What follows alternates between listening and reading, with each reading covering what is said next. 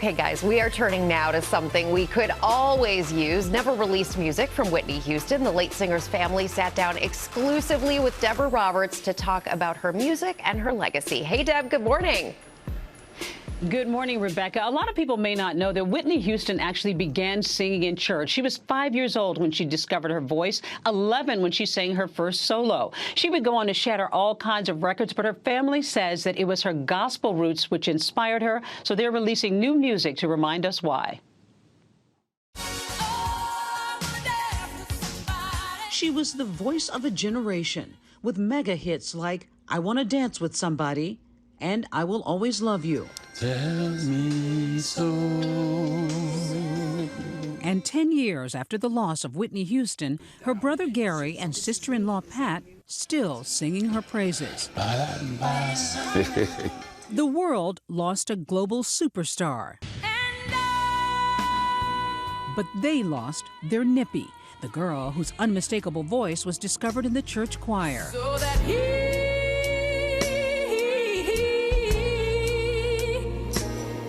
can use me. Now that teenage Whitney is back with us in a new gospel album, I Go to the Rock.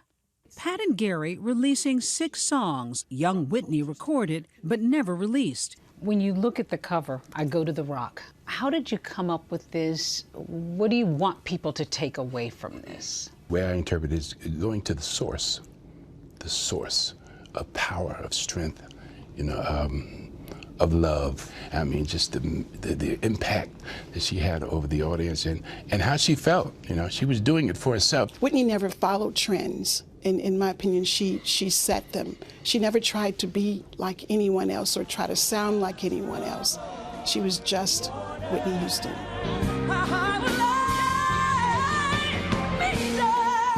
And gospel music inspired Whitney throughout life, she says.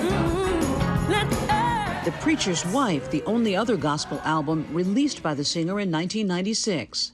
She found superstardom in pop music, but Whitney's first stage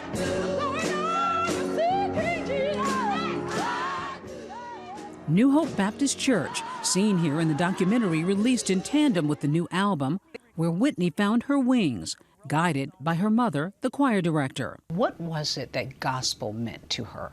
This is who Whitney was. This was her life, and she's been getting a chance to expose it, where it came from, where it was designed. It didn't matter where she was in the world, she was definitely going to sing gospel. It's her refuge.